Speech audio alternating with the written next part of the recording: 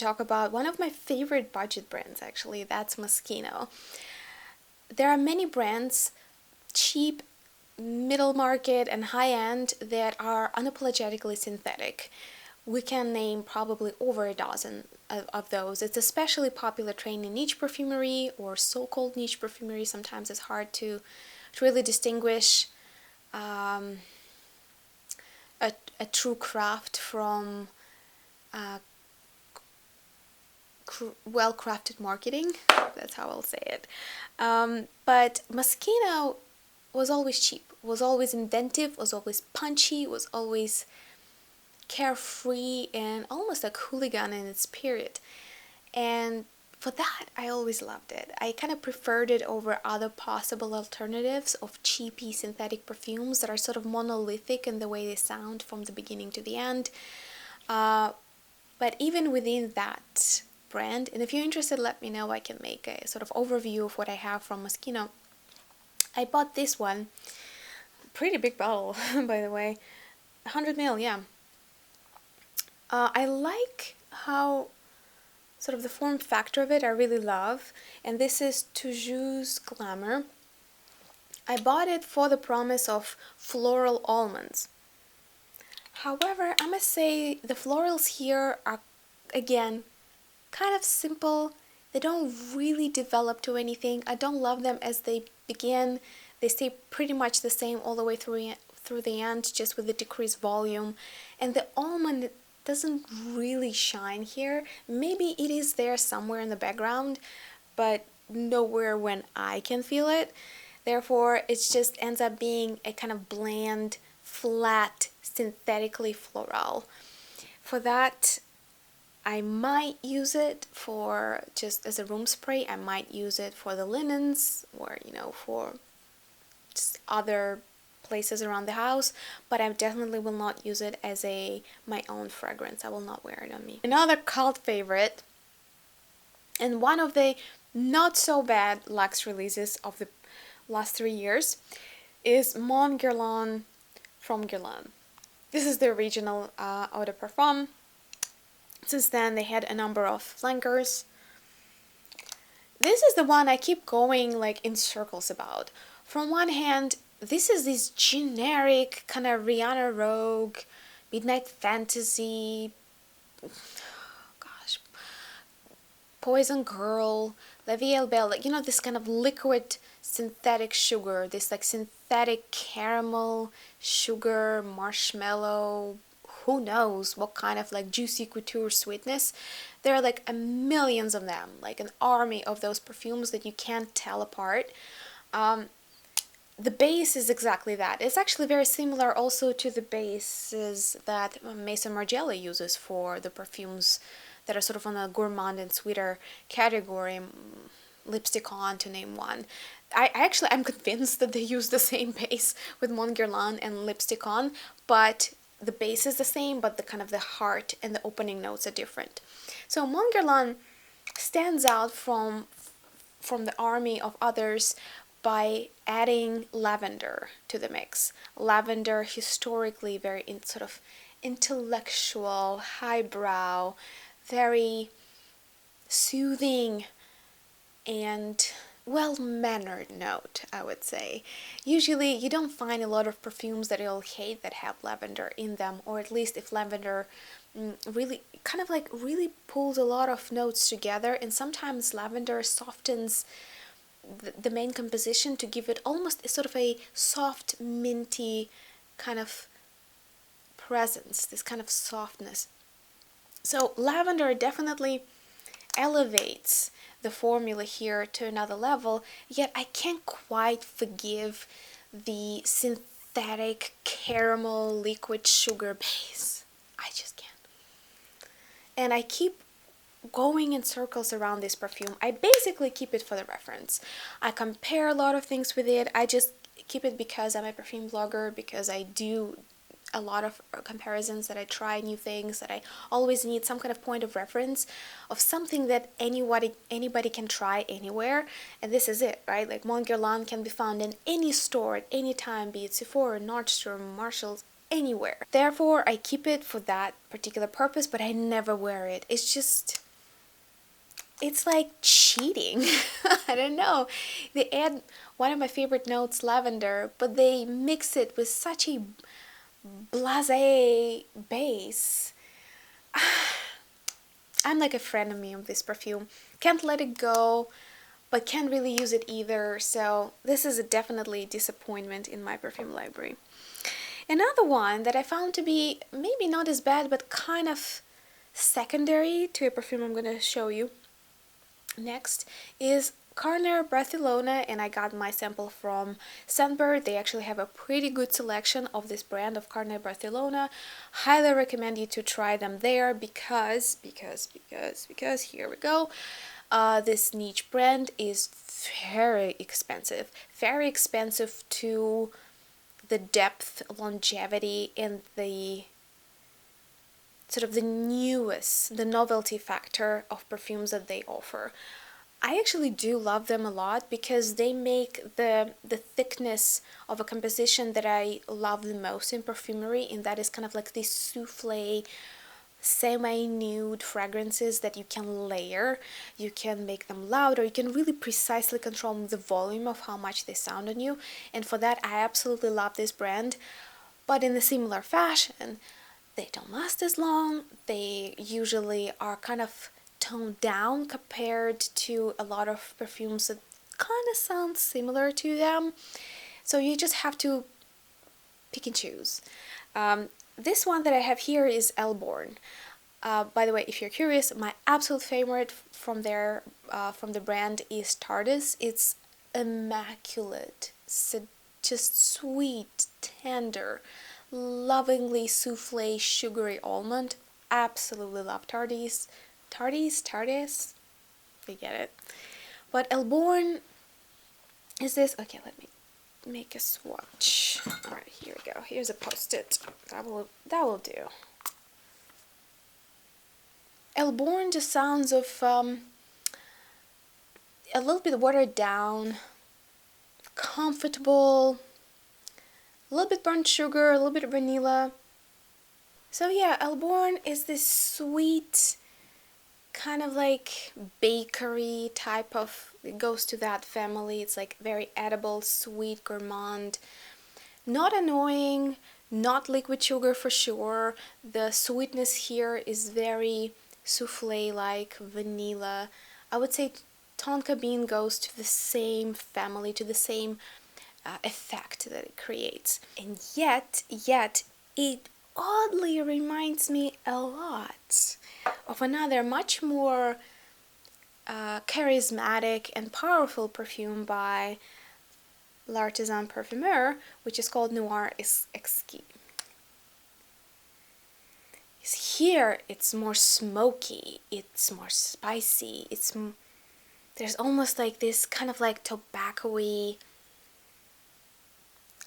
opulence to the Noir Exquis, and it's almost like Elborn is almost like a more shy, watered down version of Noir Exquis by L'Artisan Parfumeur, and for that I just can't really, I just can't love it for that, because it seems secondary. It seems like, oh, I've heard this before, or it's been done before, and it's been done better, with more punch, with more character, with more allure. Nevertheless, I will definitely use it. I will use it in full because it's a really pleasant, sweet, non-offensive, very tolerant gourmand fragrance. It's just not something that I will buy in full. I don't see myself buying it in full size, and I don't see myself recommending it over Noir Exquis by L'Artisan Parfumeur. Next one is just this one left me confused and puzzled. Another sample from Scentbird, by the way, not sponsored, ordered it myself. Malin plus Goetz, and the fragrance is called, I kid you not, Dark Rum. I love rum. I especially love dark rum. So when I say that this fragrance has nothing to do with dark rum, I'm speaking from decades of experience. It is offensive to me. It is offensive to me that they call this perfume dark rum and it delivers nothing. None of the kind. All right, I'm just gonna like remind myself. First of all, unfortunately my decant really leaked quite a bit, so I didn't really use that much of it. Like I think half of it just leaked during shipping, and then I kept using it, just trying to get to some kind of agreement, get to some kind of consensus. What is, if it's not dark rum, what is it? Let's give it another go. I don't know, man. I don't know how to describe it. It's just disappointing. I expected richness, spiciness, kind of these like alcohol, boozy seductiveness from dark rum. But what it delivers is rather odd and not that heavy. It's not, it doesn't even seem that gourmand to me. I mean, I don't know. Well, maybe it is a drink, but it's definitely a drink that doesn't contain any of the dark rum. I'm sorry, I'm just like, I'm bitter. Can you tell? I'm bitter about this. I had very high hopes for dark rum from Malin and Plaskowitz. Okay, let's look at the notes. I don't even know how to describe it. It's just, it's, I'm speechless. How would you describe this nothing of a perfume? Okay, it's supposed to be sweet, leathery, animalic, amber, fruity, and rummy. Okay, maybe white rum, definitely not dark rum. Fruity, yes, there's something. Imagine synthetic amber with non-identifiable fruits, with some hints of animalistic notes. So, okay, it claims that the leading ingredient here is plum. Okay, I think I get it. All right, it's like this kind of like plum liquor at best. At its very highest, at its very best, it's cheap rum, definitely not dark one, with some plum liquor. Yeah. Maybe like if you ever had plum wine in a sushi restaurant, that kind of can go there. And for that, that could be really interesting. If they called it plum wine, like no complaints, no compl- but they called it dark rum. They did. It's written right here. This is not dark rum. Just so we're clear. The next one, I got a mini of a boutique line from Elie Saab.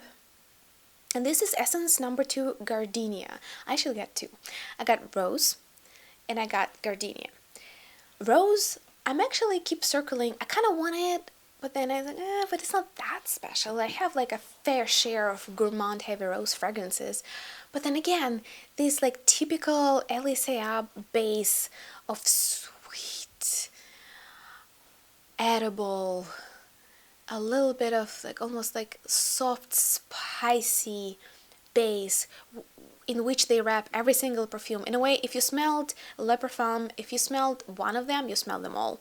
So their boutique line is no different. Take that well-known base, Girl of Now, Le Parfum, any of them, and you add the Forsaken note. So Gardenia comes wrapped in this sugary, edible vanilla gourmand sweetness that for some can be absolutely luxurious and beloved. For me, it's a little bit annoying and smothering. It's really a subjective call. But what I really can't stand about this, that they added vanilla here. And it's not just vanilla, it's vanilline. It's like the edible liquid vanilla essence that you can add when you're cooking.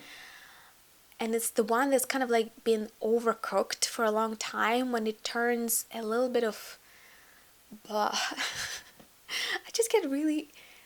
I get nauseous when I smell this gardenia. And for the record, I actually do love gardenia note because it's as close as I can get to tuberose, because I have allergy to tuberose as a note, as an ingredient. So I do pursue gardenia fragrances with unparalleled passion, because that's my way. Gardenia without tuberose, that's my way to experience white florals. But this one, there's something just raffinated about it that gives me an odd, uncomfortable feeling.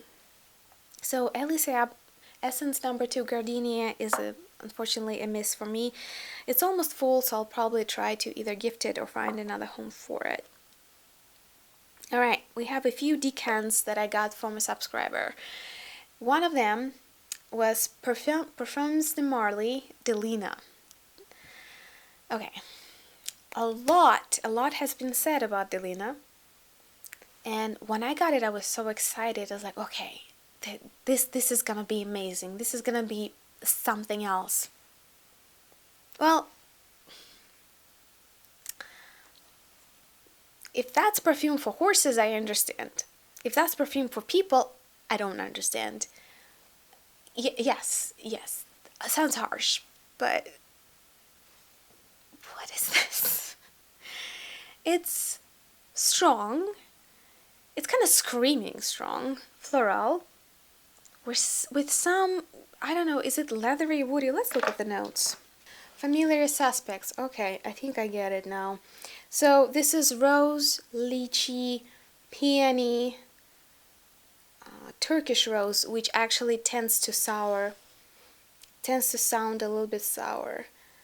Rhubarb. Okay, you take lychee, you take rhubarb, you get this cloying, yet turning, add to a Turkish rose, you get this cloying, sweet, smothering floral that at the same time turns sour. Whether you like that kind of sour or not, it's up to you. To me, it's just appalling. It's not even like, oh, disappointing, I expected more. This is appalling. I can't imagine anyone enjoying that yelling match of notes.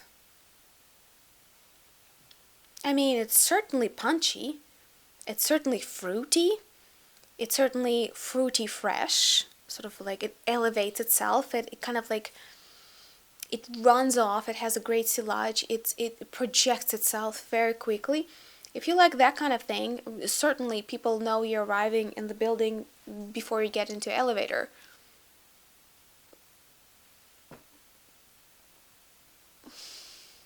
It reminds me of Mugler in some sense. If you tried Mugler Innocent, different fragrances, but I'm talking about the character. Mugler, at least their Luxe line, tends to be very flamboyantly loud. You either love it or you don't. So this has the same kind of quality. It's very punchy, it's very loud, it screams on your face. And yet I find it kind of unrefined. I find it a bit roughly made, not very, well, it's well blended, okay, but I'll give it that. It just doesn't have class to me. It doesn't have that level of sophistication that I would expect from Perfumes de Marly. But that said, I only tried one of their perfumes, and they have a really, really wide selection. So I'm sure there is something that I could like there. It's just, I guess, my first introduction to the brand did not really hit it straight off the bat. So yeah, Perfumes de Marly Delina is a complete and utter miss for me.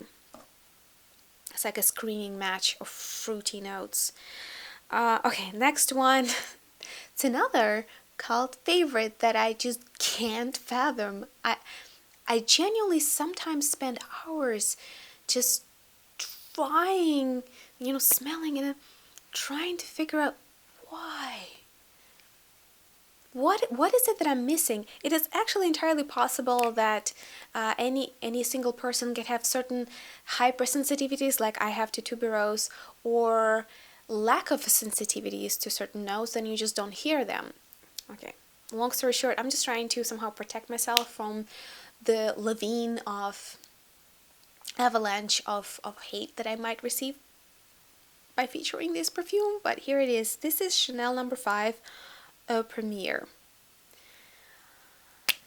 Not a big fan of Chanel perfumes to begin with. I have 2 full-size bottles that I sort of can't tolerate, and those are their gourmands. Chanel number 5, sure, classic. You don't have to love it. It's classic either way. You know, like it doesn't matter if I like Chanel number 5 or not. It has its place in history, and that's the end of the story. Now we're talking about flankers, right? Now we're talking about the House of Chanel trying to reinvent itself, trying to kind of reposition the iconic perfume for the millennials, for the new nouveau riche, if you wish. All I hear in Eau Premiere is soap and this kind of like cheap shaving mousse, you know, the Old Spice kind of stuff, like the good Old Spice shaving mousse with soap, and that's all. And not even expensive shaving cream is like you know, the one you can get anywhere. And that's it. I tried to wear it. I tried to try it on my skin, try it on my hair, try it on my clothes. It just never delivers any depth. It always stays this kind of soapy shaving cream.